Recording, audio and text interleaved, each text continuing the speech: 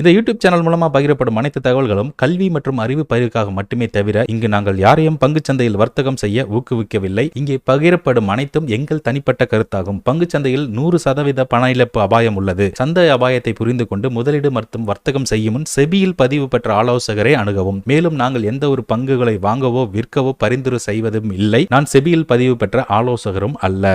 வணக்கம், வந்தனம், நமஸ்காரம். நான் உங்கள் விஜயன். இது உங்கள் ஷேர் மார்க்கெட் தமிழ் சேனல். இந்த சேனல் மூலமா நீங்க நிறைய விஷயங்களை கத்துக்கிட்டு இருக்கீங்க. அதாவது ஆட்டோமேட் பண்றது கூகுள் ஷீட்ல, அப்புறம் நிறைய ஸ்ட்ராட்டஜி கத்துக்கிறீங்க. So support and resistant, forex எல்லாமே கத்துக்கிறீங்க. உங்களுக்கு ஃப்ரீயாவே நம்ம நிறைய விஷயங்கள் சொல்லி தந்து கொண்டிருக்கிறோம். இன்னும் நிறைய நீங்க கத்துக்கணும் அப்படின்னா இது வரைக்கும் நம்ம சேனலை நீங்க சப்ஸ்கிரைப் பண்ணல அப்படின்னா மறக்காம சப்ஸ்கிரைப் பண்ணி பக்கத்தில் இருக்கிற பெல் ஐக்கானை ஆன் பண்ணிக்கங்க. அப்பதான் நான் போடுற இந்த வீடியோவையும் நீங்க மிஸ் பண்ணாம பார்க்க முடியும். சரி, வாங்க இன்னைக்கு வீடியோக்குள்ள போலாம். அதுக்கு முன்னாடி நம்மளோட விஜயன் டெக் அப்படின்ற ஒரு சேனலும் இருக்கு. அதுல போய் பார்த்துட்டு யூடியூப் ரிலேட்டடான விஷயங்கள் நிறைய சொல்லியிருப்பேன். ஸோ அதையும் நீங்க வந்து சப்ஸ்கிரைப் பண்ணிக்கணும் அப்படின்னு மிகவும் தாழ்மையுடன் கேட்டுக்கொள்கிறேன்.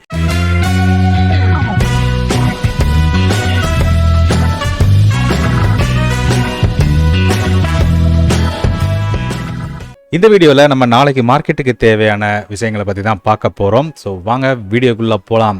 ஸோ ஃபஸ்ட்டு என்னென்ன ஸ்டாக்கு வந்து நாளைக்கு மானிட்டர் பண்ணலாம் அப்படின்னு பார்த்தீங்கன்னா, Godrej consumer products, Lupin, India bank, Marico இவங்கெல்லாம் வந்து பார்த்தீங்கன்னா Q4 ரிசல்ட் வந்து இன்றைக்கி கொடுத்துருக்கிறதா சொல்லியிருக்காங்க. ஸோ NDTV ப்ராஃபிட் அப்படின்ற ஒரு வெப்சைட்டில். ஸோ கோட்ரேஜ் கன்சியூமர் ப்ராடக்ட்ஸ் வந்து பார்த்தீங்கன்னா ரெவன்யூ 3360. ஸோ அவங்களோட நெட் ப்ராஃபிட் அப்படின்றது வந்து பார்த்தீங்கன்னா 507 கோடியாக இருக்குது. அதே மாதிரி CG பவர் அப்படின்றதும் 237 கோடியாக இருக்குது. லுப்பின் 520 ஆல்மோஸ்ட். இந்தியன் பேங்க் 2230. பட் இந்த டேட்டா இன்னும் கரெக்டாக கொடுக்கல.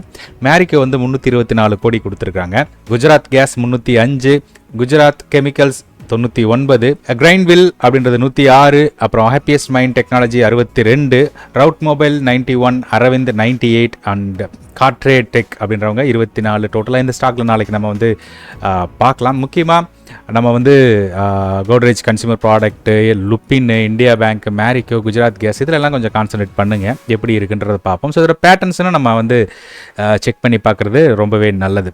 சரி, நாளைக்கு நிஃப்டி வந்து பார்த்தீங்கன்னா நமக்கு வந்து ஒரு 1 hour ட்ரெண்ட் லைன் வந்து நல்ல ஒரு பிரேக் அவுட் கொடுத்து அந்த இடத்துல வந்து ரிஜெக்ட் ஆகிட்டு ப்ரைஸ் நிற்கிறது தெளிவாக தெரியுது. அகைன் நமக்கு சில support and resistant, major support அப்படின்னு பார்த்தீங்கன்னா 21,800 லெவல் வந்து ஒரு ஸ்ட்ராங்கஸ்ட் சப்போர்ட்டாக ஆக்ட் ஆகும்.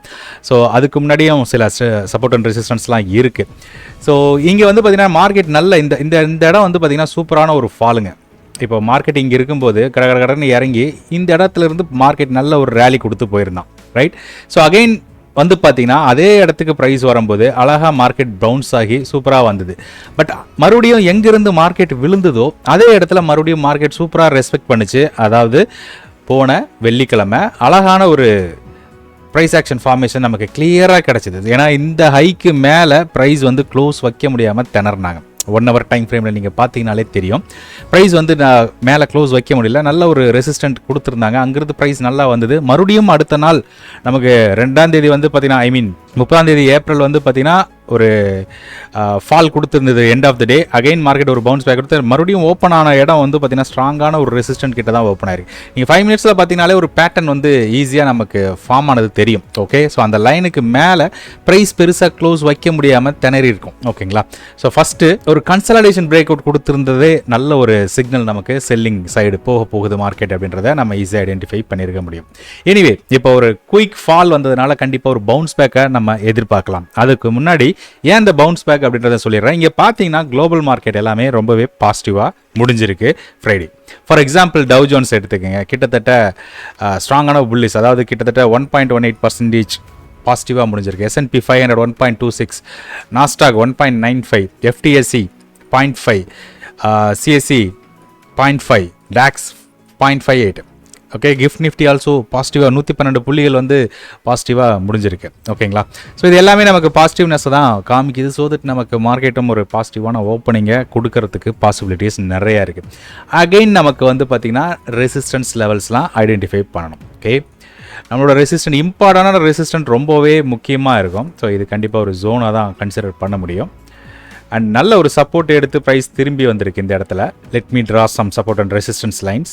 ஓகே, நமக்கு இம்பார்ட்டன்ட் சப்போர்ட் அண்ட் ரெசிஸ்டண்ட்டாக இருக்கிறது நிஃப்டிக்கு அப்படின்னு பார்த்தீங்கன்னா கரண்ட் மார்க்கெட் 21,450 கிட்ட இருக்குது இல்லைங்களா? ஸோ நமக்கு ரெசிஸ்டன்ட் அப்படின்னா 21 22,576 to 610 அப்படின்றது ஒரு ஜோனாக இருக்குது. அண்ட் 22,700 70 to 90 அப்படின்றதும் ஒரு ஜோனாக இருக்குது.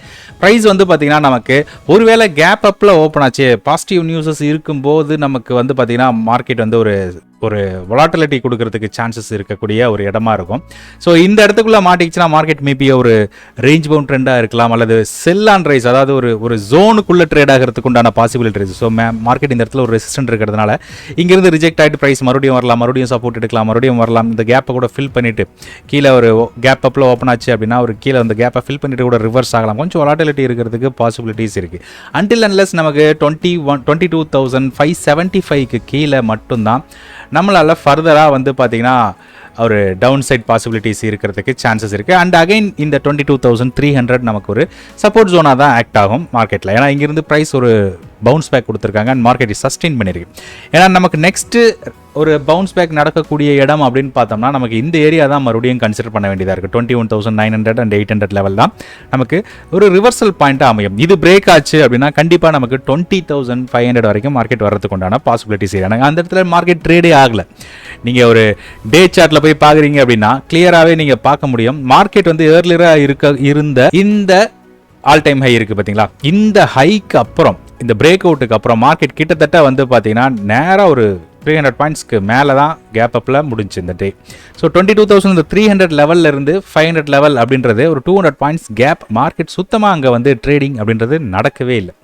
ஓகே, கம்ப்ளீட்டாக ஒரு ஹியூஜ் கேப் இருக்குது. ஸோ ஒரு ஆல் டைம் ஹை பிரேக் பண்ணி இந்த மாதிரி போகும்போது இந்த இடத்துல கேப்ஸ் இருந்ததுன்னா மார்க்கெட் அந்த இடத்துல வர்றதுக்கு உண்டான பாசிபிலிட்டிஸ் இருக்குது. அண்ட் மார்க்கெட்டோட சென்டிமெண்ட்டை நீங்கள் பாருங்கள், இந்த டே சார்ட்டில் நீங்கள் பார்க்கும்போது கேண்டில் ஸ்டிக் வந்து ஒரு ப்ராப்பராகவே இல்லை, பயங்கர ஒரு வொலாட்டிலிட்டி இருக்குது. ஒரு 4-5 க்ரீன் கேண்டில் இருந்ததுன்னா ஒரே ஒரு ரெட் கேண்டில் அமுக்கிடுறாங்க, மறுபடியும் ஒரு 4-5 க்ரீன் ரெட் கேண்டில், அப்படியே அதே மாதிரி தான் போய்கிட்டு இருக்கு மார்க்கெட். ஸோ என்னோட வியூ நாளைக்கு இதுதான் பாசிபிலிட்டிஸ் இருக்குது. நமக்கு மார்க்கெட் அப்சைடு போகும் அப்படின்றதுக்கு இன்னும் வேணும் அப்படின்னா கண்டிப்பாக இந்த ஆல் டைம் ஹைக்கு மேலே சஸ்டெயின் பண்ணணும். ஓகே, ஸோ அப்படி சஸ்டெயின் பண்ணிச்சுன்னா அனதர் ஒரு 23,300 to 400 வரைக்கும் போகலாம். அதுக்கப்புறம் ஒரு ரிவர்சல் அந்த மாதிரி ஒரு சின்ன சின்ன கரெக்ஷன் இருக்கலாம். எலெக்ஷனோட ரிசல்ட் வேறு இருக்குது இல்லைங்களா, ஸோ அதையும் நம்ம மைண்டில் வச்சுக்கணும். ஸோ மார்க்கெட் அதுக்கேற்ற மாதிரி தான் ரியாக்ட் பண்ணணும். கொஞ்சம் சேஃபாக ட்ரேட் பண்ணுறது ரொம்பவே நல்லது, ரைட்? ஓகே, ஸோ நமக்கு டேட்டா என்ன சொல்லுது அப்படின்றதையும் நம்ம பார்க்கலாம். நம்மளோட ட்ரெண்ட் ஷீட் என்ன சொல்லியிருக்கு அப்படின்றத பார்க்கலாம். ஸோ as per டேட்டா வந்து பார்த்தீங்கன்னா நாளைக்கு நமக்கு புட் ட்ரெண்ட் தான் வந்திருக்கு. ஓகேங்க, ஸோ நம்மளோட அனலைசிஸ் பிரகாரம் 3ஆம் தேதி அண்ட் 6ஆம் தேதி நமக்கு வந்து புட் ட்ரெண்ட் தான் வந்திருக்கு. லெட்ஸ் see என்ன நடக்குது அப்படின்றத நம்ம நாளைக்கு பார்த்தா தான் தெரியும் மார்க்கெட் என்னென்ன சொல்லுதுன்னு. மேபி என்னோட வியூ தப்பாக போகிறதுக்கு பாசிபிலிட்டிஸ் இருக்குது. இது என்னோட ஓன் அனாலிசிஸ். இதில் நான் சொன்னதுக்கு அகெயின்ஸ்டாக 100% போகிறதுக்கு வாய்ப்புகள் நிறையா இருக்குது. ஸோ அதனால் தயவுசெய்து இந்த லெவல்ஸை ஃபாலோ பண்ணாதீங்க, உங்களோட ஓன் அனாலிசிஸை லைவில் பண்ணிக்கிங்க. அண்ட் இதில் வர லாப நஷ்டத்துக்கு கண்டிப்பாக நானும் என்னோட சேனலோ பொறுப்பேற்றுக் கொள்ள முடியாது அப்படின்றதையும் தெளிவாக சொல்லிக் கொள்கிறேன். மறுபடியும் அடுத்த வீடியோவில் சந்திக்கிறேன். அதுவரை உங்களிடமிருந்து விடைபெறுவது உங்கள் விஜயன். நன்றி, வணக்கம்.